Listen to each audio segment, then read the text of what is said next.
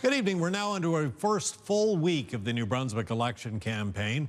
All three major political parties made announcements today relating to health care access, rent control, and universal income. CTV's Avery McRae is on the campaign beat tonight.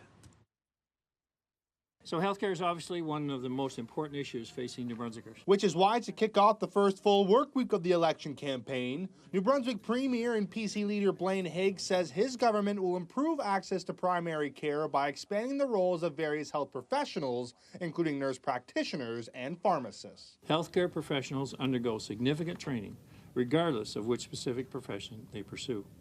But as things currently stand, we believe there is untapped potential within the healthcare professionals who are already here and who aren't using the full scope of their training. Examples provided include changes to the legislation to allow registered nurses and others to prescribe some medications. It would come on a price tag of nearly $25 million.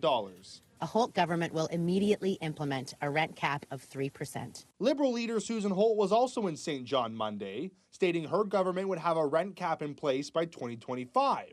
It would be reviewed on an annual basis based on inflation and vacancy rates. So we've talked with the Apartment Owners Association of New Brunswick. We've talked with developers and landlords in communities all across the province. And certainly they have expressed concern about rent caps, but many of them also experience those rent caps in their developments in our neighboring provinces and understand the need for balance. Holt says rent has increased in New Brunswick by 10% this year alone. A Green government will launch a guaranteed livable income. Is what Green Party leader David Kuhn promised in Fredericton by the end of a 4-year term. The program would require support from the federal government, but the cost of such a program is unclear.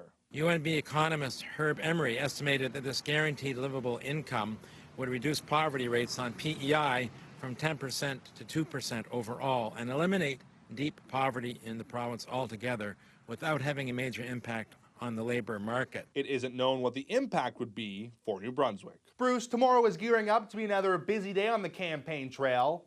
Susan Holt and the Liberals will be in St. Stephen for an announcement, while Green Party leader David Kuhn will begin his day in St. John before traveling to Memramcook. PC leader Blaine Higgs has nothing scheduled for tomorrow. Bruce? Okay, thank you, Avery. CTV's Avery McRae reporting tonight from St. John.